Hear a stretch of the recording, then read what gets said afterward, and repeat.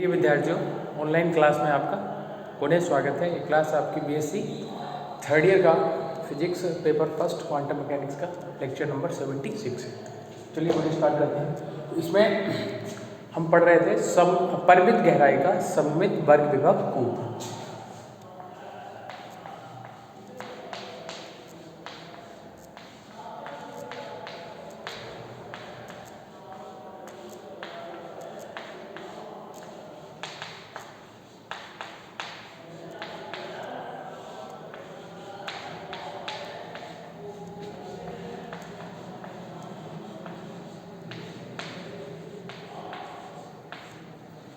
परिमित गहराई का सममित वर्ग विभव कूप, इसको हम स्टडी कर रहे थे। डायग्राम देख लिया था, कुछ हमने सॉल्यूशन भी कर लिया था। तो उसको क्षेत्र 1 जो रीजन 1 और रीजन 3 उसको सॉल्व कर लिया था और शायद इक्वेशन 6 तक हमने कंप्लीट कर लिया था।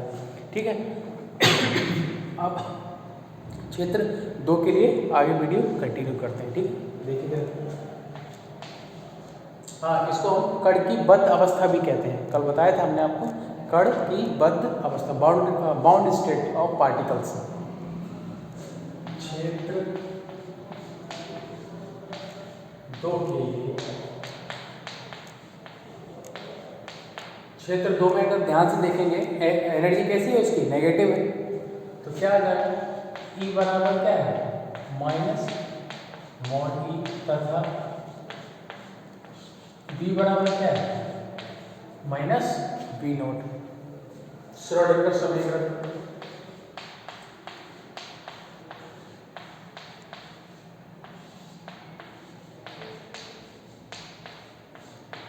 श्रोडिंगर समीकरण के लिए, श्रोडिंगर समीकरण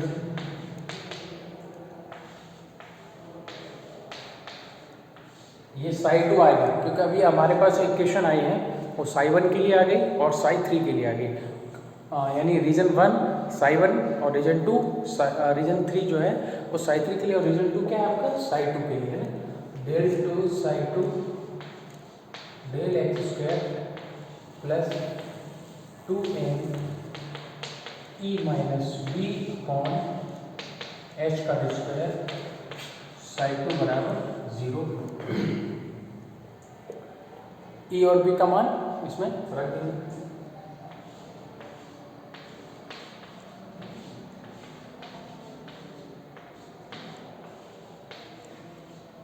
ये मिल जाएगा V not minus mod E। देखो B बराबर जब माइनस V नॉट रखोगे तो ये माइनस क्या हो जाएगा, प्लस, और ये माइनस मॉड E ये इस प्रकार से रखा है और अपॉन एच का स्क्वायर psi2 बराबर 0। ठीक है, ये आ गया। इसको डाल दो समीकरण नंबर 7। ये जो वैल्यू है इसको हम बीटा स्क्वायर के बराबर मानेंगे। माना 2m B not minus B upon h का स्क्वायर बराबर बीटा स्क्वायर। ठीक है, समीकरण 7 में इसका यूज भी कर लो।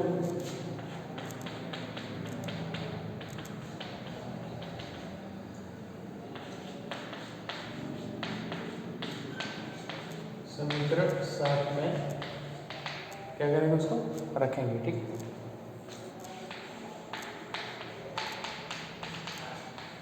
रखिए, क्या आ जाएगा, del 2 psi del x square plus beta square psi2 बराबर 0। समीकरण नंबर डाल दिया इसको 8, इक्वेशन नंबर डाल दिया इसको 8। अब लैंग्वेज आपको पता है क्या लिखनी है, तो द्वितीय कोटि का अवकल समीकरण है। समीकरण 8 psi2 फलन के लिए, psi2 फलन के लिए, समीकरण 8 जो है वो psi2 फलन के लिए द्वितीय कोटि का अवकल समीकरण है।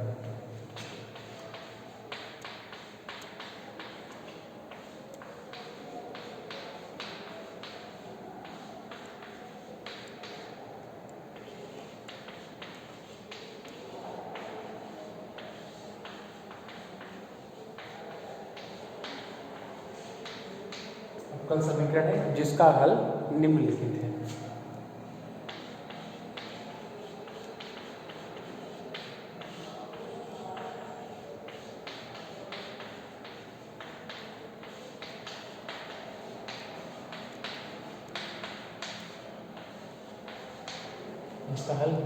इसका हल क्या होगा देखिए ध्यान से। साइन टू बराबर देखो कौन कांस्टेंट जो कौन कौन से ले चुके हैं हम। साइन वन के लिए हमने कैपिटल ए और कैपिटल बी, आरबीटी की कांस्टेंट जो स्वेक क्षीणतांक है उनका हमने यूज़ कर लिया है, कैपिटल ए और कैपिटल बी। साइन थ्री के लिए हमने पी, कैपिटल पी और कैपिटल क्यू का यूज़ कर लिया है। अब बात करते हैं यहाँ पर साइन टू के लिए सी, कैपिटल सी और कैपिटल डी का यूज़ करते हैं। तो C sine beta H plus D cos beta H, समीकरण नंबर 9, इक्वेशन नंबर 9। ये आ गया सॉल्यूशन इस प्रकार से। इसको नोट करो, देखो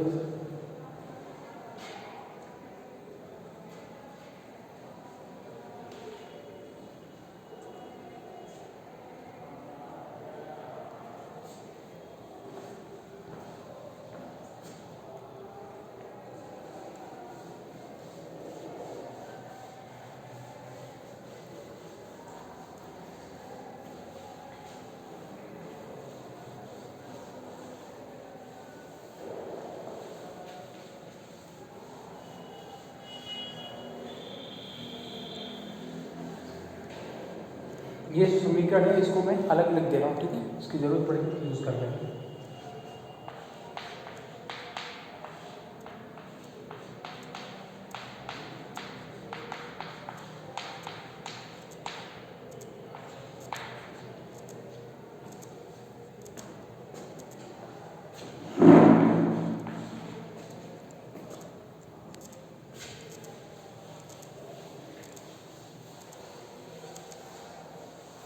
ठीक है, ये आ गई। अब यहाँ पर थोड़ा सा कंडीशन देखेंगे, ठीक है। बाउंड्री कंडीशन लेके सीमांत प्रतिबंध की।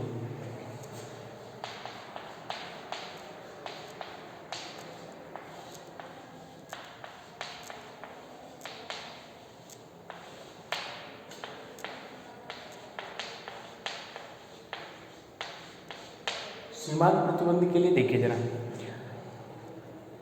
अगर आपको याद होगा तो मैंने स्टार्टिंग में फर्स्ट यूनिट में जब तरंग फलन की कुछ विशेषताएं बताई थी, प्रॉपर्टी ऑफ वेव फंक्शन, तो उसमें एक प्रॉपर्टी ये भी बताई थी कि wave function should be finite. जो तरंग फलन है वो कैसा होना चाहिए, कैसा होना चाहिए, वो परिमित होना चाहिए, फाइनाइट होना चाहिए, निश्चित होना चाहिए।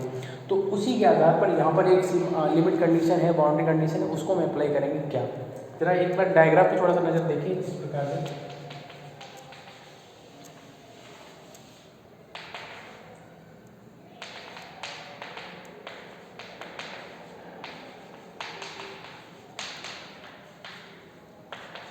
ये डायग्राम था, ये V नॉट है, माइनस V नॉट अपना, ठीक है। तो यहाँ पर ये बारीक भाग को कहाँ से कहाँ तक है, यहाँ से लेके यहाँ तक है, ठीक है।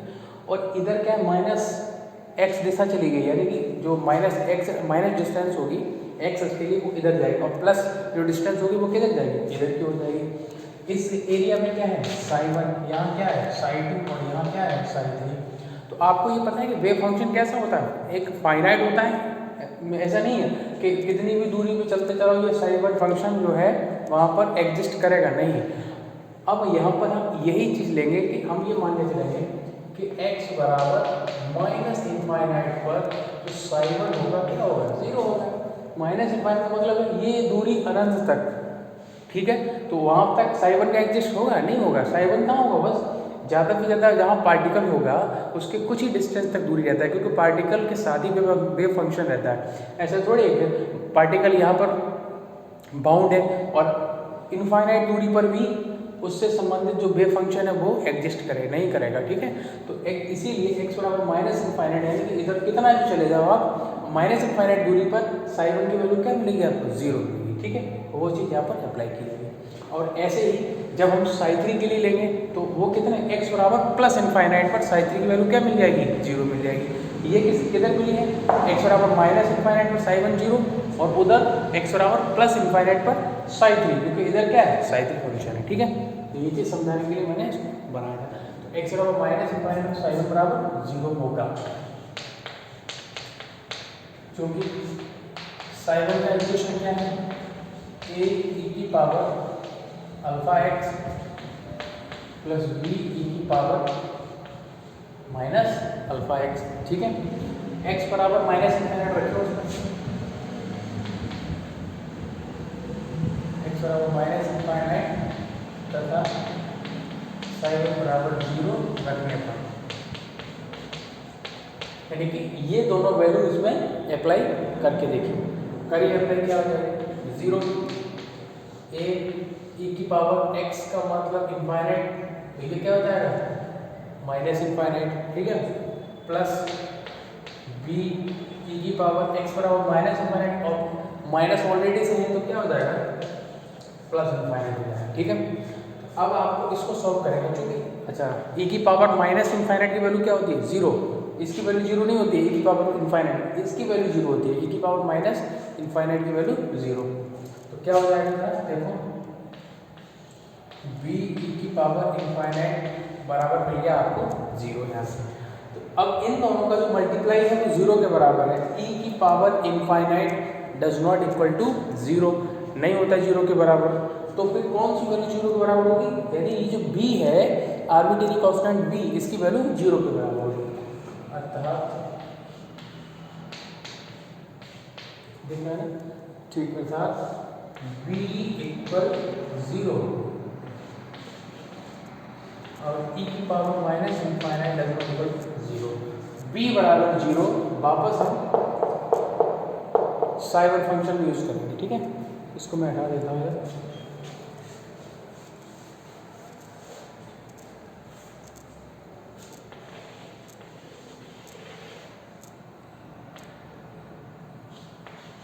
b बराबर 0 रखने पर साई 1 फलन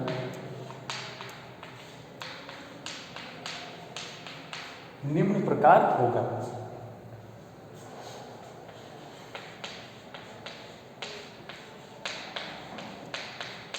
क्या हो जाएगा साई 1 a e की पावर अल्फा x, ये आपका साई 1 का फाइनल इक्वेशन आया साई 1 वेव फंक्शन के लिए। ठीक है, इसको डाल दो इक्वेशन नंबर 10। ओके, क्लियर हो गया, ये तो हो गया साई 1 के लिए। अब इसी प्रकार सेकंड, जैसे ये क्या है ना x बराबर माइनस इन्फाइनाइट पर, अब इसी प्रकार x बराबर प्लस इन्फाइनाइट पर, इसी प्रकार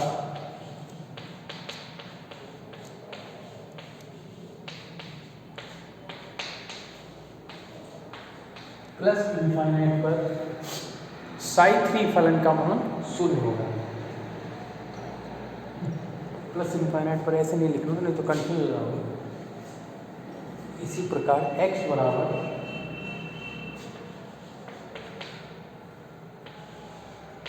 प्लस इन्फाइनाइट पर साई 3 बराबर 0 होगा। साई 3 फंक्शन के चूंकि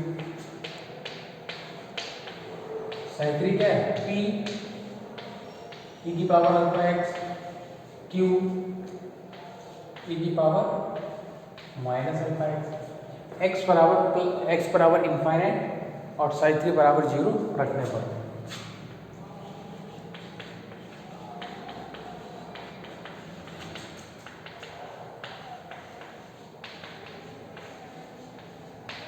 रखिए क्या आ जाएगा,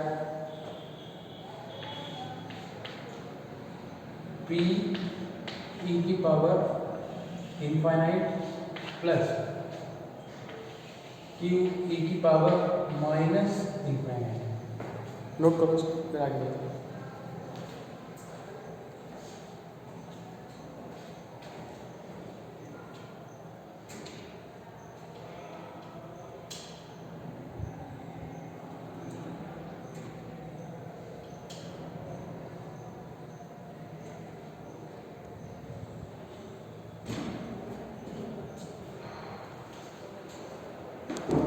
हटा देते हैं।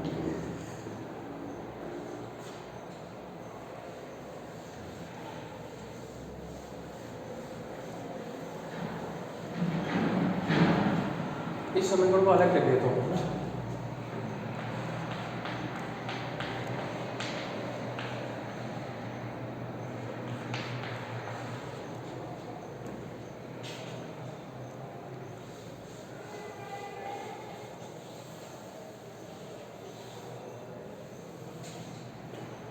इसको थोड़ा सॉल्व करना है, करिए सॉल्व। क्या आ जाएगा, ये वैल्यू क्या हो जाएगी, जीरो, e की पावर माइनस इनफाइनाइट के वाले ये वैल्यू जीरो हो जाएगी। क्या बचा रखते हुए,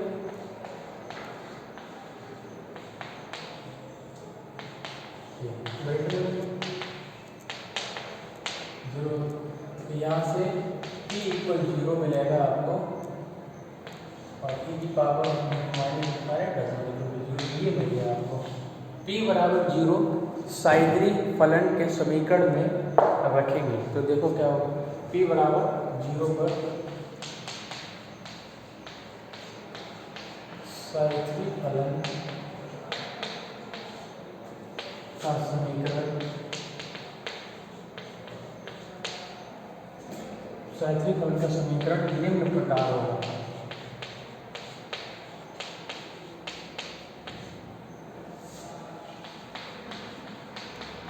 क्या हो जाएगा, साइद्री बराबर p जीरो है तो q e की पावर माइनस अल्फा एक्स, ये मिला साइद्री में। साइड में क्या था, प्लस वाला मिला था a e की पावर अल्फा एक्स, और साइद्री में क्या मिला, q e की पावर माइनस अल्फा एक्स। इसको डाल देंगे इक्वेशन नंबर 11, ये आ गया आपके पास। ठीक है, यानी कि हमारे पास कौन सा इक्वेशन, साई वन और साई थ्री के लिए जो अपडेट इक्वेशन थी, न्यू एडवांस इक्वेशन, जो वेव फंक्शन इक्वेशन थी, वो हमारे पास आ गई है। अब हम वापस से जो बाकी डेरिवेशन में क्या है वो प्रोसेस को फॉलो करेंगे, यानी x बराबर माइनस ए पर साई वन और साई टू क्या होंगे, सतत होंगे। ठीक है, उसके लिए इसको भी अलग ही लिख दो, फिर बिल्कुल स्टार्ट करते हैं। साई थ्री बराबर q e की power minus alpha x, equation number है ये 11। ठीक है, अब उसको हटा दीजिए आप टोटल।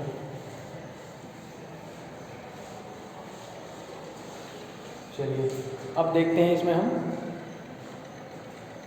x बराबर माइनस ए पर, x बराबर माइनस ए पर कौन से दो फंक्शन सतत होंगे, साई वन और साई टू। माइनस ए पर साई वन व साई टू फलन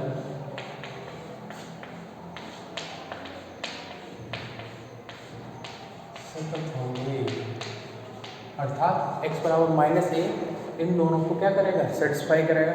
चलिए तो क्या हो जाएगा, साई वन बराबर साई टू, राइट, x बराबर माइनस ए पर दोनों की वैल्यू की, लेकिन ये ध्यान रखेंगे कि यहाँ पर साई वन साई टू तो एक ही है, साई टू चेंज नहीं हुआ, वो C sine beta x plus D cos beta x वो सेम है, लेकिन साई वन की दो वैल्यू, एक तो पुराना समीकरण, एक अपडेट वाला समीकरण, ये वाला ये वैल्यू आप यूज़ करेंगे, ये ध्यान रखेंगे। ठीक है, इक्वेशन नंबर 10 वाली, तो इसमें देखिए साई वन का मान क्या है, ए ई की power alpha x, psi two क्या है, साई टू इधर वो लिखा है सी साइन बीटा एक्स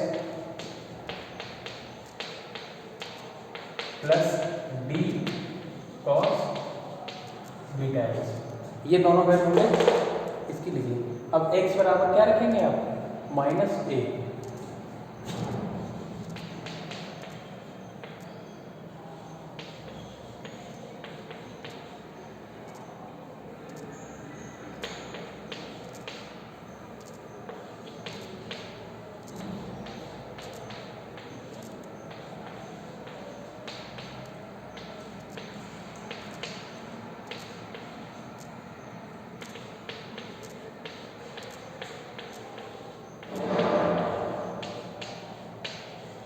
यहाँ माइनस आ जाएगा,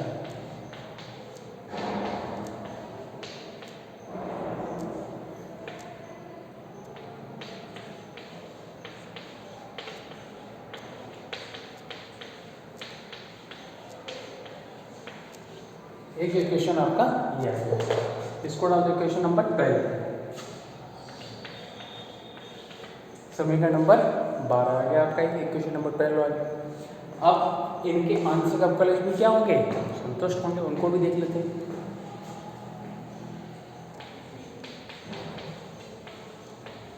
x बराबर माइनस ए पर इनके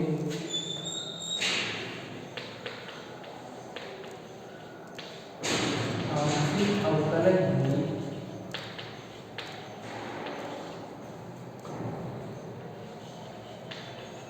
संतुष्ट होंगे।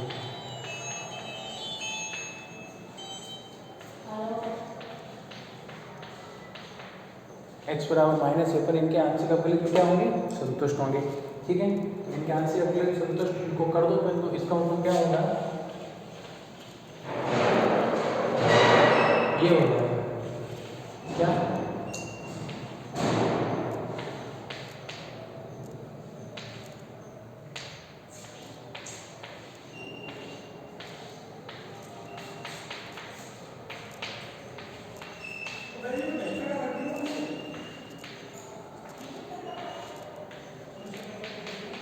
ये कंडीशन हो जाएगी। ठीक है, इसको सॉल्व करेंगे। अब साइड वन और साइड टू का ये जो कंडीशन थी, ये पहले इनका x के रिस्पेक्ट में डिफरेंशियल करेंगे, देन x बराबर माइनस है इसमें पुट करेंगे। ठीक है, तो जगह इसमें नहीं बन पाएगा। ठीक है, नोट पर फिर साथ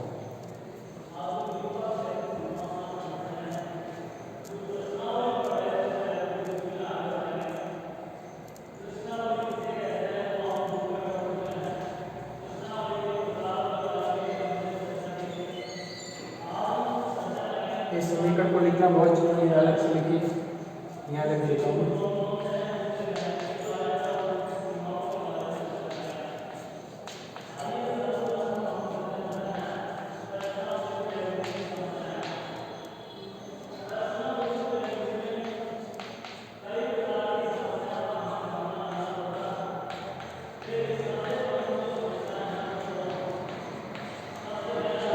इक्वेशन नंबर 12 की जरूरत पड़ेगी, इसलिए हम इसको अलग करेंगे। बाकी इसको हटा दीजिए।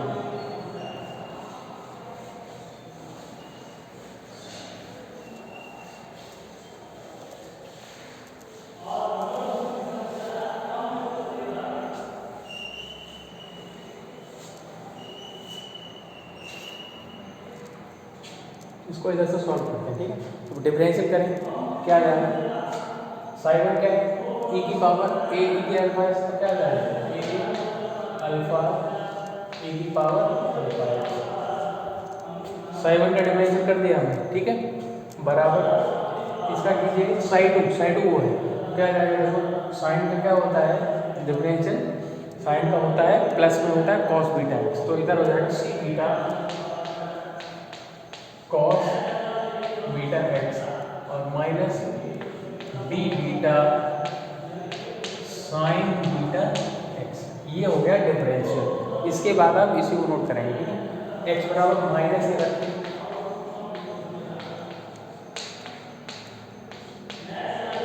एक्स बराबर माइनस ए रखने पर क्या आ जाएगा, A alpha minus alpha A बराबर सी बीटा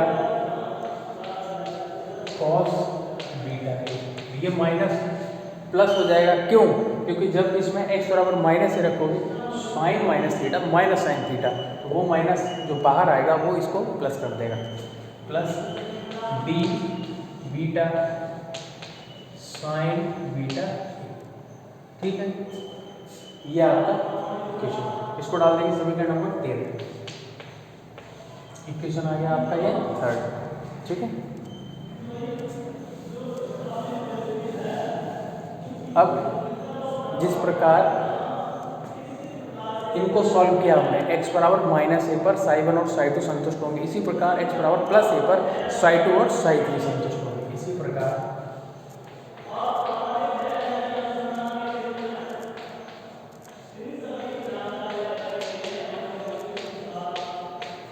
x बराबर प्लस ए पर साई वन, वो साई टू और साई थ्री।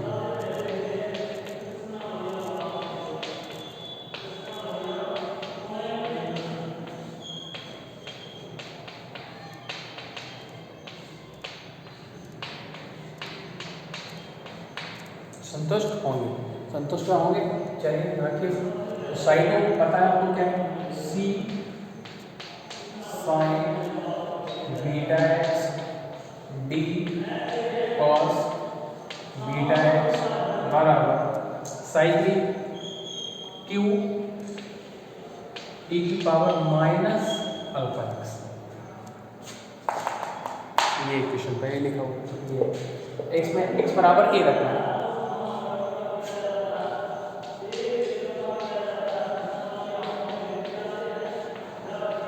एक्स बराबर ए रखने पर क्या है, सी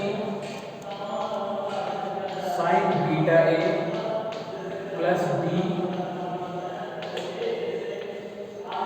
कॉस बीटा ए, इधर भी आ जाएगा क्यू ई की पावर माइनस अल्फा ए। ठीक है, इसको आप ऐसे करके लिख दो, इसको आगे लिखो क्यू ई की पावर माइनस अल्फा ए, देख रहे हैं। ठीक है, क्यू ई की पावर माइनस अल्फा ए बराबर सी, देखेगा, ठीक है, C sine beta A plus B cos beta A. समीकरण ऊपर डाल दो इसको 14, ये समीकरण डाल दिया हमने 14। ठीक है, कुछ नहीं, क्या है, अगर डिस्प्ले पे क्लियर ना आ रहा हो तो ये जो ऊपर वाला समीकरण है इसको हमने आगे लिख दिया और इसको पीछे कर दिया, RHS और LHS को चेंज किया और कुछ नहीं किया उसमें। ठीक है, तो अब इधर ये आ गया, इसी प्रकार इधर लिख देता हूँ।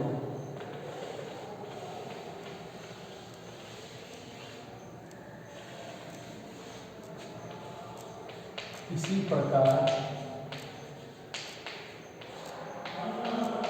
साइन 2 व साइन 3 तरंग फलन के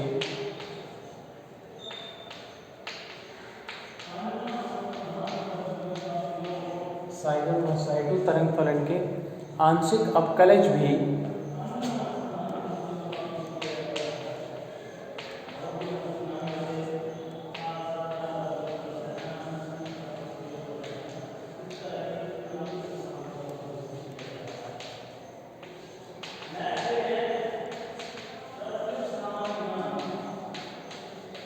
संतुष्ट होंगे। ये वाला इतना करने के बाद जो है ये चीज़ है, ये है क्यू ई की पावर माइनस अल्फा बराबर C sine beta A plus B cos beta A. ये जो समीकरण 14 है, इसके बाद जिस प्रकार से यहाँ पर हमने जो साई 1 और साई 2 के जो आंशिक अवकलज जो लिए थे, उसी प्रकार से साई 2 और साई 3 के आंशिक अवकलज भी क्या होंगे, संतुष्ट होंगे। ठीक है, इतना नोट करो, इसके बाद जो है फिर आपका नेक्स्ट वीडियो देखिए नोट कीजिए, इसको आगे बढ़ते हैं।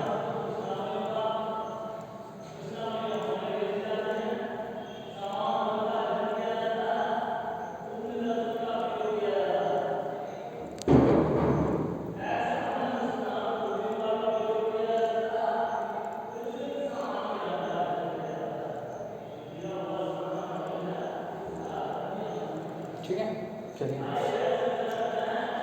इनके भी साई 2 और साई 3 का डिफरेंशियल करेंगे, उसके बाद उसमें एक्स बराबर कितना रख देंगे, प्लस ए रख देंगे। ठीक है, ये हो जाएगा आपका फिर कंप्लीट। देखो चीज़ कुछ बता दो, इस वाले डेरिवेशन में जो परिमित गहराई का सममित वर्ग विभव है जो, तो उसमें क्या है, कुछ अबीजीय समीकरण, इसको अभी जब सॉल्व करेंगे इसके बाद जो नेक्स्ट स्टेप है उसी में कुछ इक्वेशंस आपको मिलती हैं, उनको हम अबीजीय समीकरण बोलते हैं, ट्रांसीडेंशियल इक्वेशंस। ठीक है, बता दूं आपको, तो अबीजीय समीकरण ऐसे समीकरण होते हैं जिनका हल जो है ग्राफीय विधि से दिया जाता है। कोई आप जैसे कई विधियां होती हैं, समीकरण को विलोपन विधि होती है, वज्ररोटन विधि होती है, तो सिंपल विधियां होती हैं।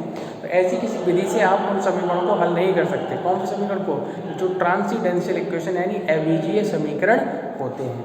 तो अबीजीय समीकरणों को कौन सी विधि के द्वारा हल किया जाता है, ग्राफीय विधि के द्वारा, ग्राफ खींचा जाता है उनका। ठीक है, तो उस विधि के द्वारा उनको हल किया जाएगा। इसके बाद जो है, जब इसके बाद एक इक्वेशन और मिलेगी, जब हम del psi over del x बराबर del psi 3 over del x करेंगे, उसके बाद फिर इन्हीं इक्वेशंस को हल करके हमको अबीजीय समीकरण प्राप्त होती हैं, और जिनका हल जो है किस प्रकार दिया जाता है, आपको ग्राफीय विधि द्वारा देते हैं। ठीक है, चलिए नेक्स्ट वीडियो में इसको सॉल्व करते हैं।